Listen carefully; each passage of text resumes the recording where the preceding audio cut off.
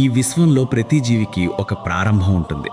మనం ఈ భూమి మీదకు రాకముందు మనకి ఊపిరితిత్తులు లేవు, గాలి పీల్చుకోలేదు, మనకి నోరు లేదు, ఆహారం తినలేదు, మనకి కళ్ళు లేవు, వెలుగు చూడలేదు.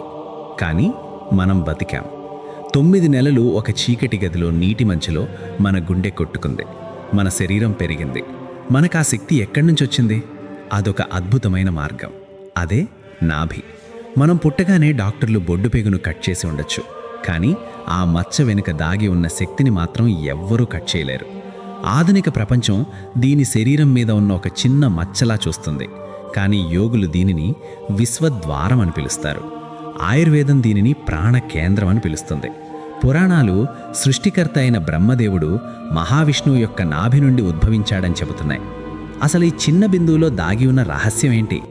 మీ ఆరోగ్యం, మీ ఎమోషన్స్, మీ విజయం, చివరికి మీ ఆయుష్ కూడా ఈ నాభి మీదే ఆధారపడి ఉన్నాయి. రండి, ఈరోజు మన శరీరం మధ్యలో ఉన్న ఈ మాయా కేంద్రంలోకి ప్రయాణిద్దాం. ఇది నాభిమండల శాస్త్రం. ఈరోజు మనం మాట్లాడబోయే టాపిక్ కేవలం ఆరోగ్యం గురించి మాత్రమే కాదు, ఇది మన ఉనికి గురించిన టాపిక్. ఈ వీడియో కోసం మేము ఎన్నో పురాతన గ్రంథాలు, మోడర్న్ రీసెర్చ్ పేపర్స్ పరిశీలించి ఈ స్క్రిప్ట్ తయారు చేశాం.